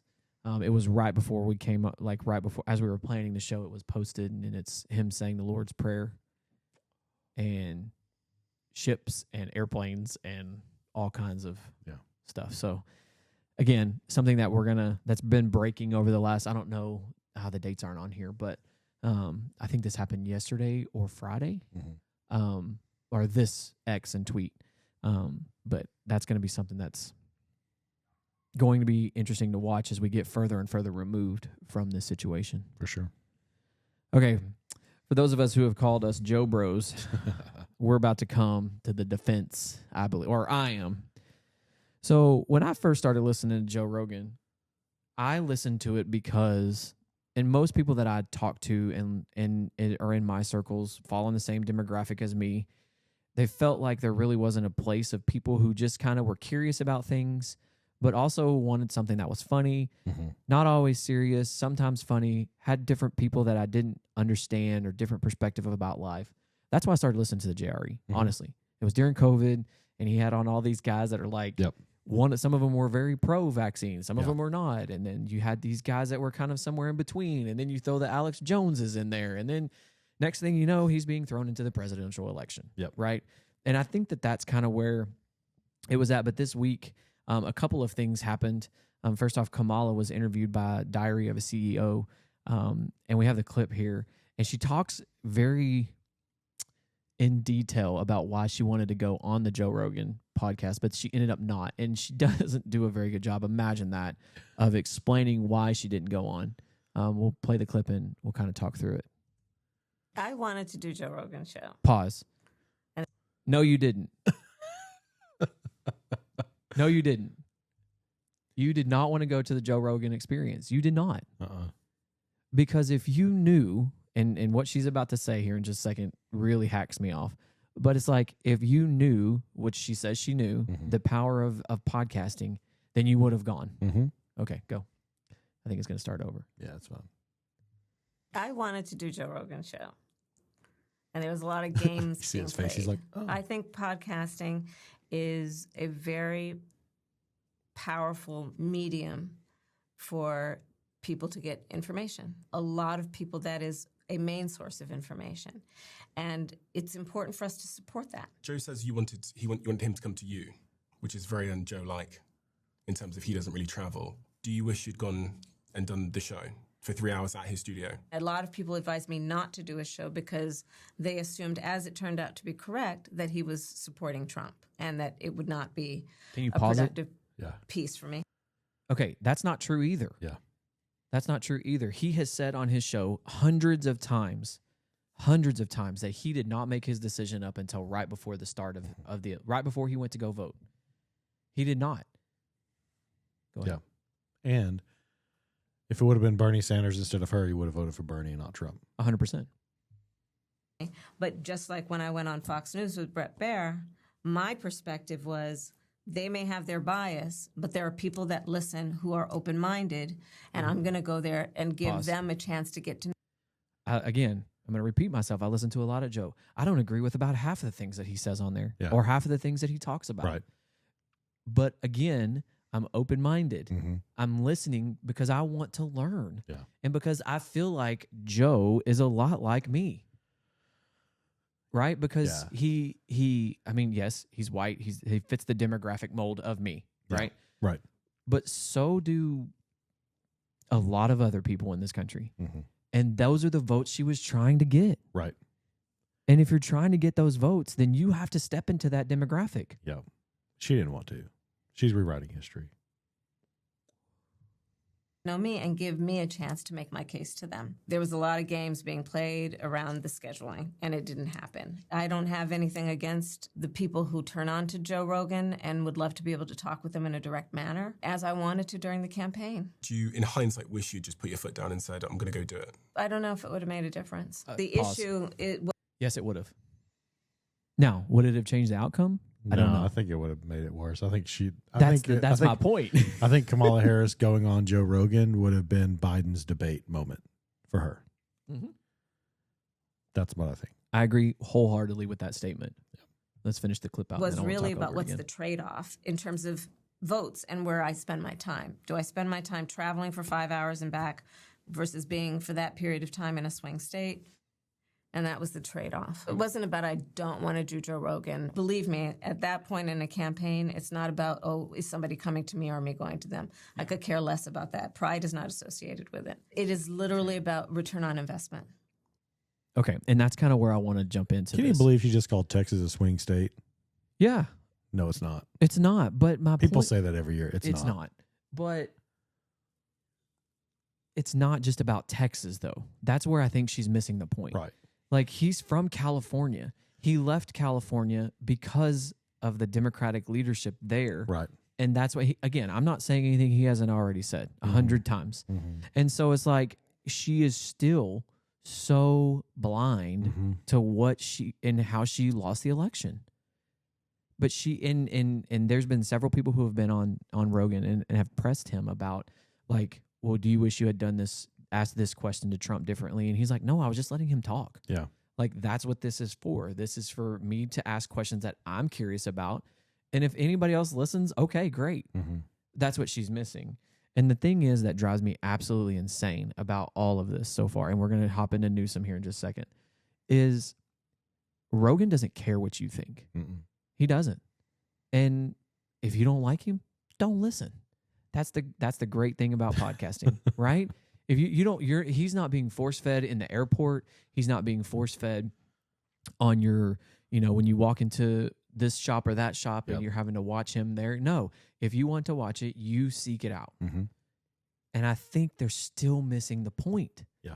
Like, I just recently looked, the one with Elon Musk was up over 4 million views. And that's just in Spotify. That's not in other platforms. That's not the views that he's getting on TikTok or X or any other platform that's out there. And that's where they're missing the point, And Gavin Newsom is going on a rampage because now Joe won't have him on, apparently, allegedly. Yeah.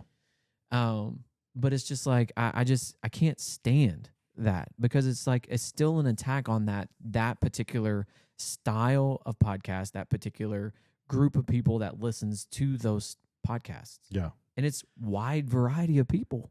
And as far as like, I'll just play the Gavin Newsom clip thing. I got some comments about that.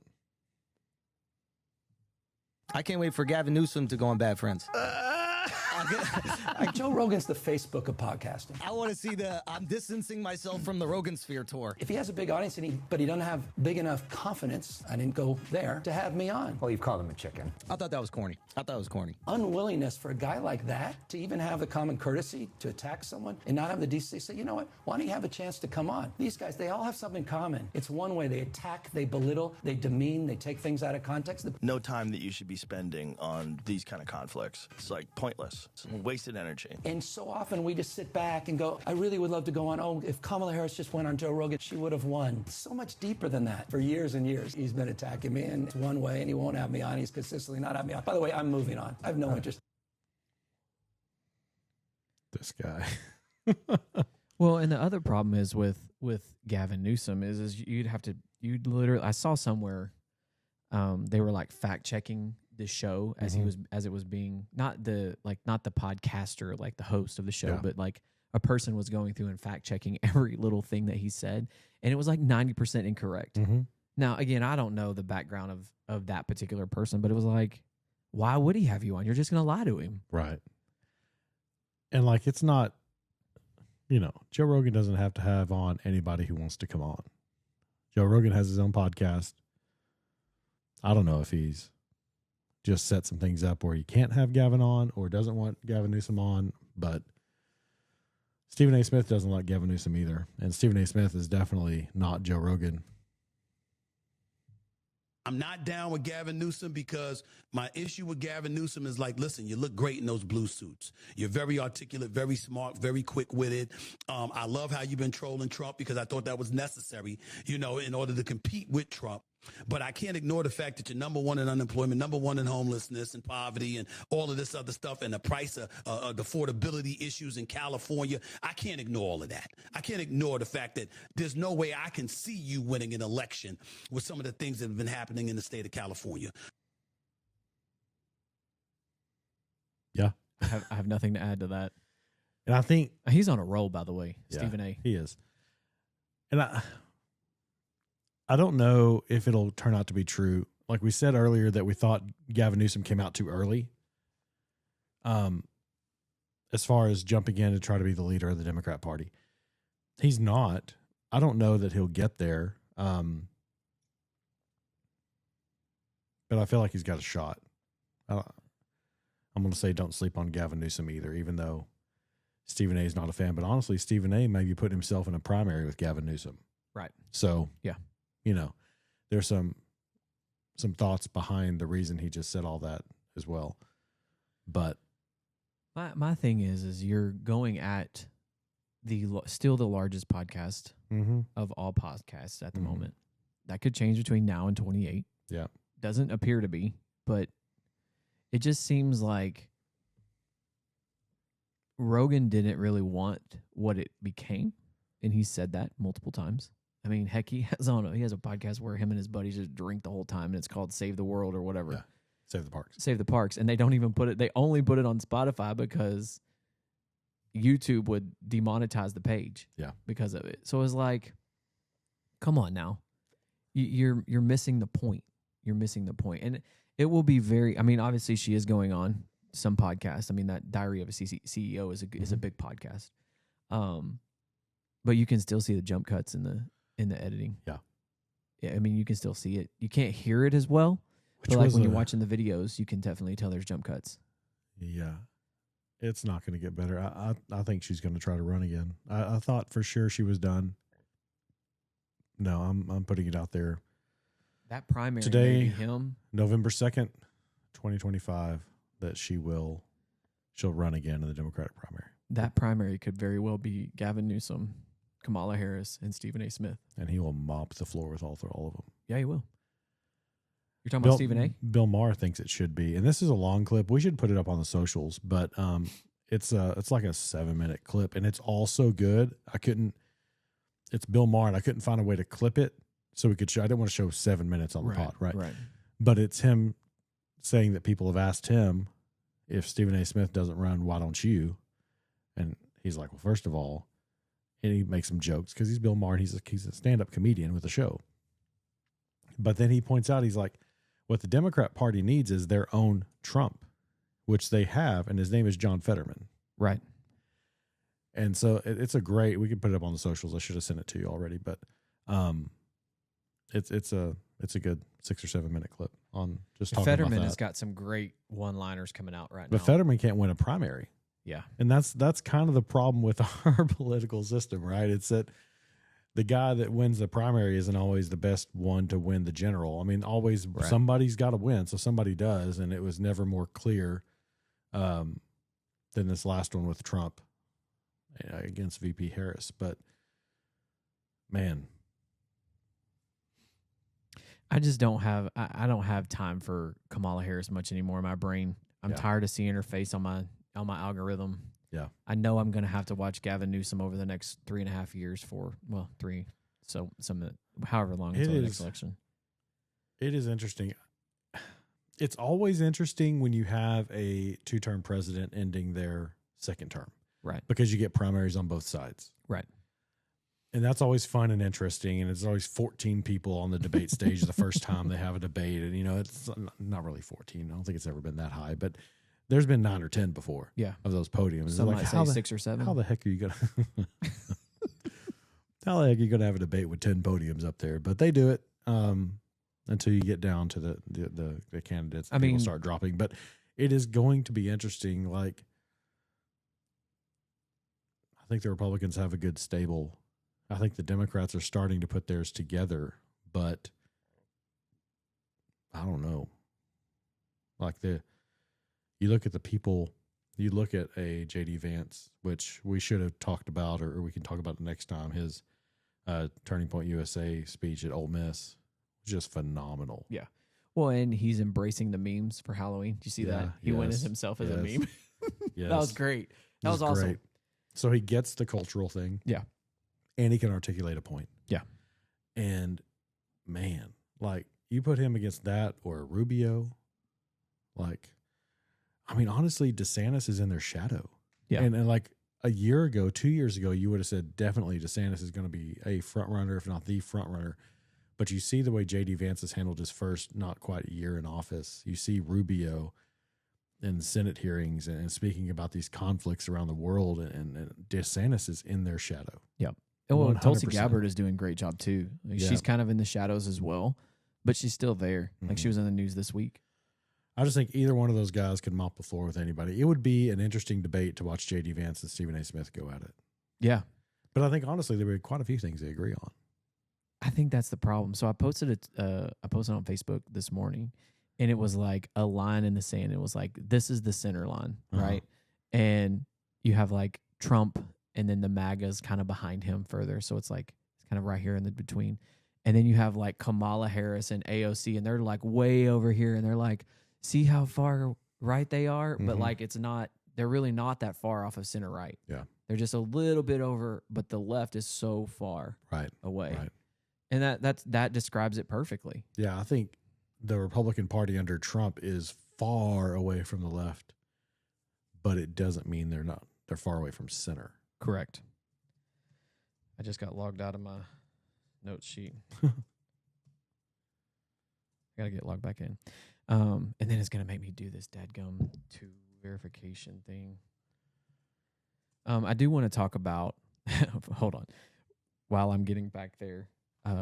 Did you see that a truckload of monkeys crashed in a state?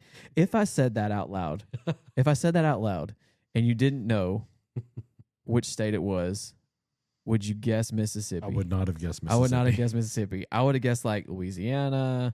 I would have guessed Louisiana because have you seen the Theo Von bit about Tulane University's Monkey Center was at his hometown? Yes. That's a funny bit. And then apparently, now I couldn't verify this online. Like obviously I kind of didn't go deep into it, but I was like, man, supposedly these monkeys were coming from a testing center that tested COVID. So now you have rabid monkeys that are all over the state of. Of course.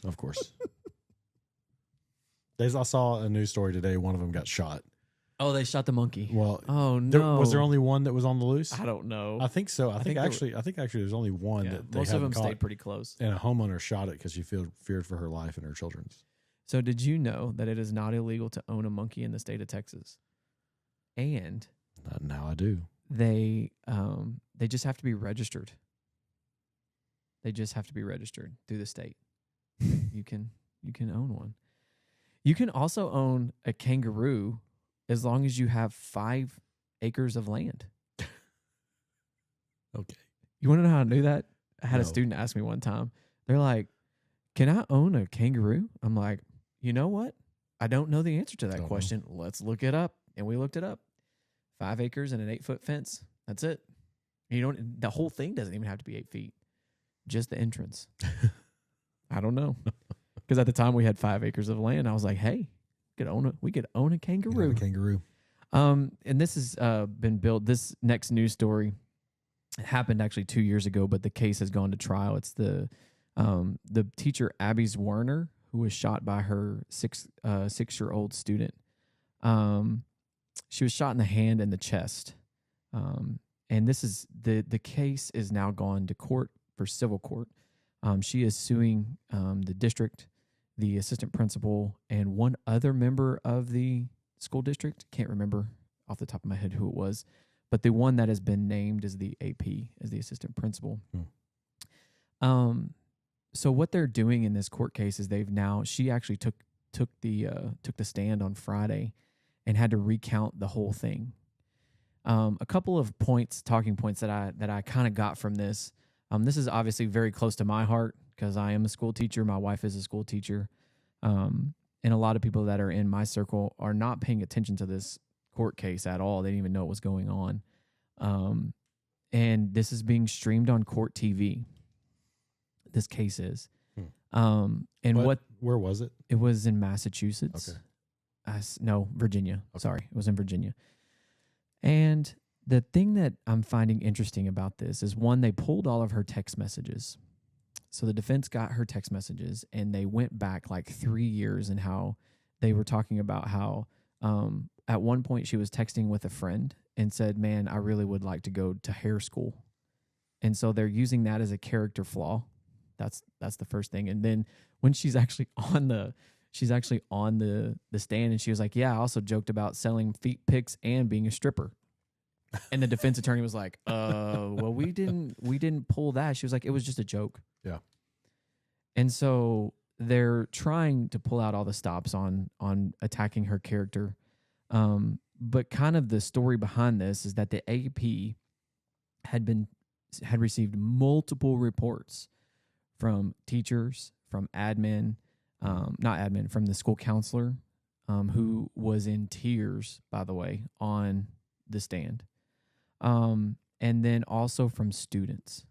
So these 6-year-old little kids had reported that this said student had brought a gun to school and that he was dangerous. Now, not only that, there had also a docket, is what they said. And they don't ever say the student's name, so I don't know his name. But there is a docket of thousands of interactions between the student and other students and other campus people. The documentation, according to what Abby Werner's lawyer has said, is immense of documentation against this student and the behavior of the student. And I find it very interesting that the district and the state are not willing to pay her money. So kind of a little bit more into the story, the student pulled the gun on the teacher. The teacher got between the student and other students, and the student pulled the trigger, shot through her hand into her chest.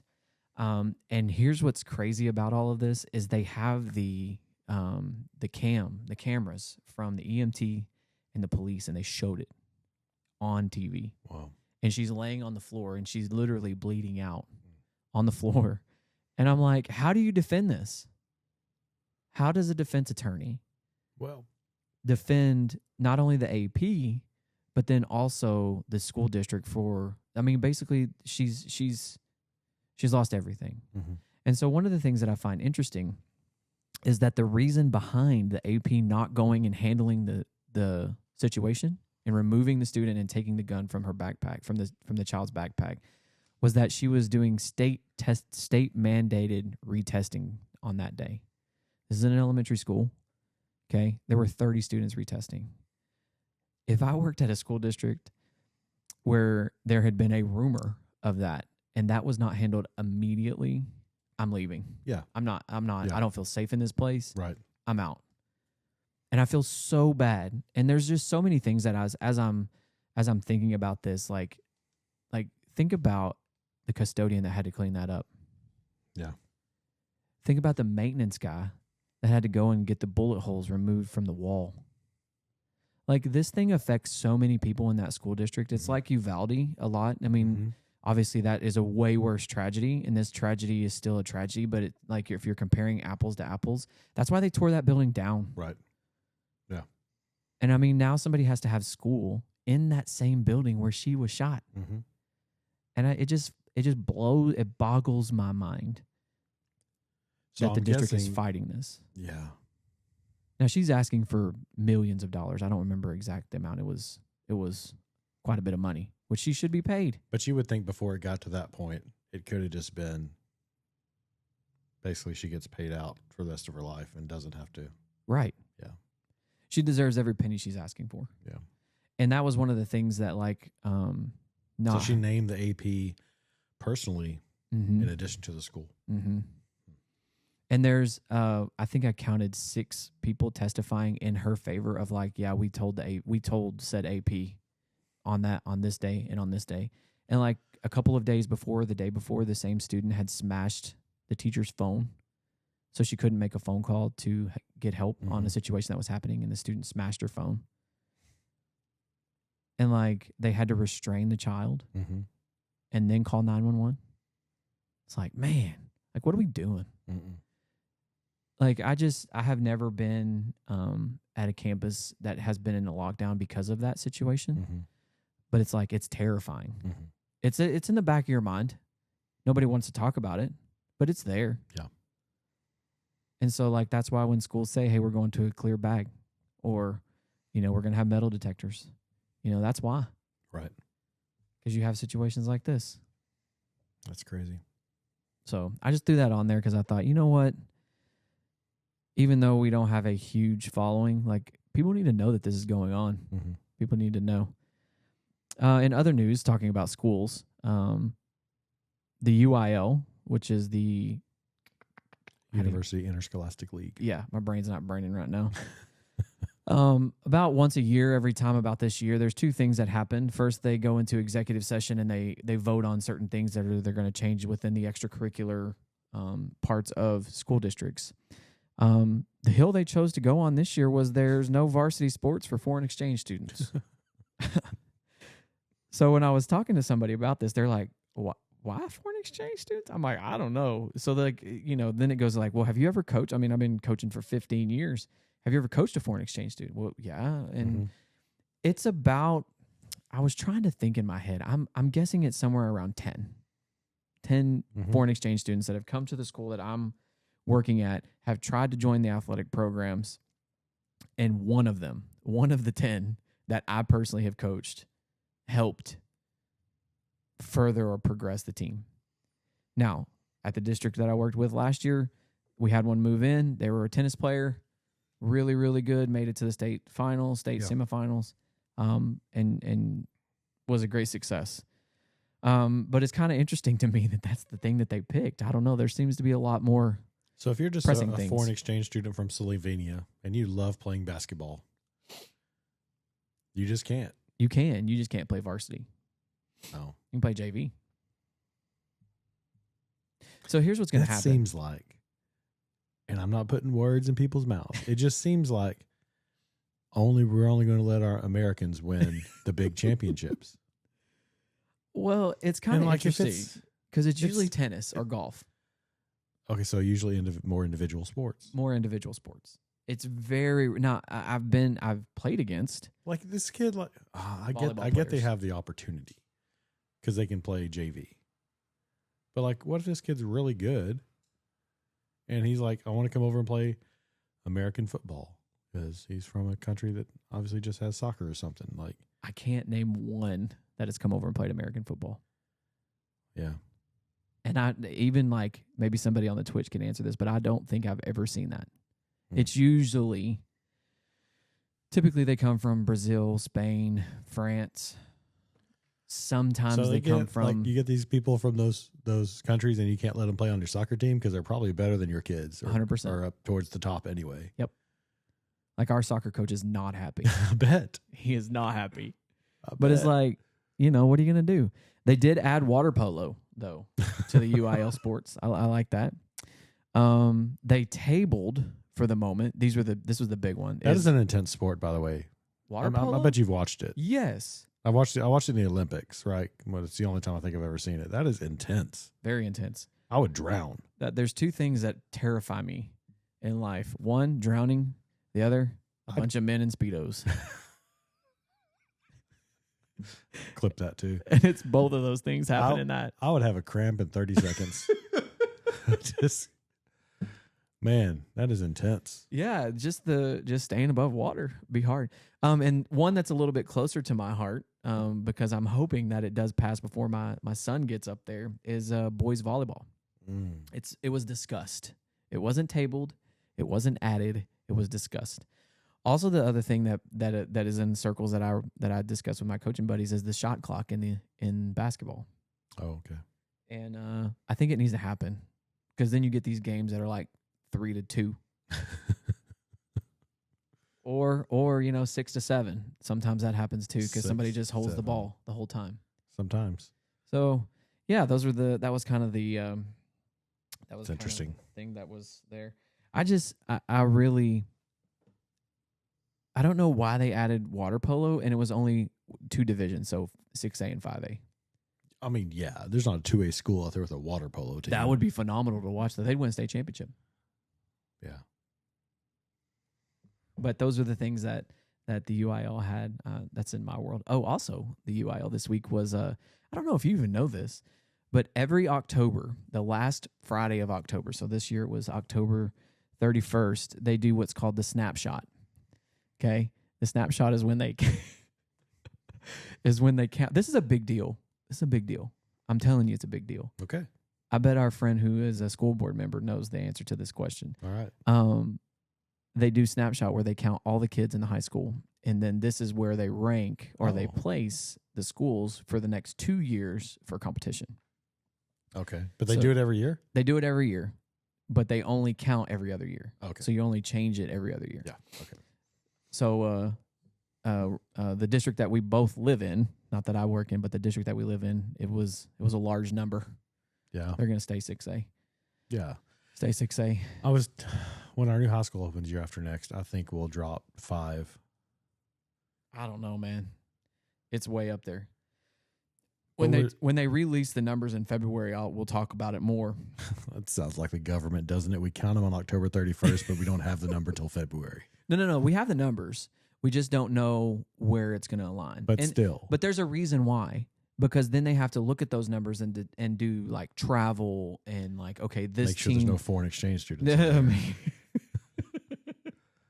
But then they have to, like, it's a bigger deal for West Texas because they're traveling. They're traveling a long ways. Oh, so because they're set in districts. They're set in districts right now, yeah. And it does take a while. And so, like, they go into executive session starting the first week of November. Yeah. Then they'll do, like, this preliminary. They'll send it out, like, not the actual districts, but they'll send out, like, proposed to superintendents so that way the superintendents can look at it. For ours because, like, we have a Tyler school and a Longview school in our district this year. Yeah. And I'm like, you're telling me there's not another 6A school closer than Tyler or Longview that could be in our district? Yeah, the answer to that question is yes, but there's not a closer one out there for them. So in order to get the 6 or 7 or 8 team districts, you I feel have like to I could do a better job. Probably. I'm calling them out. I don't think so, man. I'm sure it's. I've seen the boards. They'd use rubber bands. and they put the pins in the. I'm serious. This is how they used to do it. They may do it differently now. Does the rubber band break if it gets stretched too far and be like, nope, well, that's too far? That's part of it. That's part of it. But they do. It shows the geographic side of it. It's kind of fun. It's kind of fun to watch. Okay. And then like the day that it's released, you see all the football coaches walking around. They're just all frustrated because then they got to redo all their schedules and stuff like that. Yeah. It doesn't affect girls sports as much. Like we'll probably lose. One school is going to go up. They're way bigger than any of the other schools, and then we'll probably draw one in from a little bit further south. So you kind of got to look at how that all works. And then lastly, the shutdown hits a month. Yep. I don't see an end in sight to this, man. I mean, both sides are dug in. I am surprised. I'm not shocked. I am surprised. I want to be clear. But neither side is giving anything. But it's got to end soon, right? I mean, we said 3 weeks ago we thought it wasn't going to last that long. It's because, I mean, with the benefits, that is going to. I'm surprised. There's really bad podcast audio right now. I'm just sitting here like fumbling. I'm surprised. I'm not. They're just so both dug in that it's. But it's like it's just one issue. Like so many times with other shutdowns, it's been more than just one thing. But it's like this. The sticking point is, okay, the Affordable Care Act passed under Obama. You get tax credits based on how much income you have, and that determines what you pay for your insurance under the marketplace, Obamacare. They increased those tax credits during COVID because they spent all the money for everything. They just gave money to people for all kinds of things, and that was one of the things that they, under Biden, the Democrat Congress, both House and Senate and White House, agreed to, and they put an expiration date on it in 2025. They voted that, and now they want to make those permanent to where it stays there and never goes away. That's their sticking point. Like, that's it. Did you hear Elon talk about this? No. So Elon went on Rogan this week, talked a lot about how this props up. I got a Brit to talk to us also. Oh, okay. But Elon, it's not Elon Musk. Oh, but Elon talked about could be one of his kids. Elon talked about how this is propping up those big state governments, New York, California, and they falsified reports that the Doge found. Yeah. And that they can't let it not go through. Yeah. Because it's going to cause those states to collapse. Right. Yeah, it's not about the people. 100%. Never is. So let's hear what the British have to say. Well, let's set it up. Because boy, he looks like he got a mullet. I know. An odd duck. He's a reporter. He's got a tie on. It's good to go. But wait, hold on. Oh, getting fancy. Get my fancy hat on. Fancy for talking about the Brits. Okay, here we go. But the British PM, the Prime Minister, is facing backlash because he wants to cut back on welfare because they figured out, like we're figuring out, and everybody should be figuring out, you can't afford it. Okay? You just can't afford it. So the Brits are starting to wrestle with this issue, and this is the guy.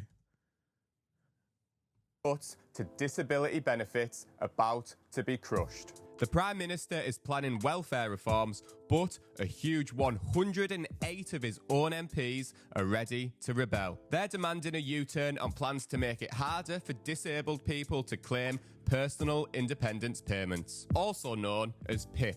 And there's enough of them to inflict a first Commons defeat on the government if all opposition parties reject the plans too. They're concerned about claims the reforms could see 250,000 people dragged into poverty. And about the... Here's my pause on that. If the only reason you're not in poverty is because of government assistance payments, you're in poverty. That's my take on it. Yes. You're in poverty. The government is giving you some money, which that's a whole other discussion on like the why and the how and if that should happen. And we've talked so much about hand up, not hand out. I'm not talking about that, but I'm saying it's not putting people back into poverty. If the only reason you're not in poverty is because of government assistance payments, you're actually still in poverty. The way PIP eligibility would be assessed. But ministers have insisted they are not backing down. They're hoping to convince potential rebels to change their mind. An extra 1,000 people a day going on to PIP. I don't think, as the party of Labour, the party of work, we can sit back and be relaxed about so many people going on to long-term sickness and disability benefits. Do you think the UK's benefits bill needs to be reduced? How about just reformed? Yeah. I mean, I think that's what he's going for. Right. Right. It's just reduction and reform. But it was just interesting. Another country, like everybody talks about the UK, they have free health care and it just works like wonderful. Apparently not. Like, because they're trying to cut it back. I don't know.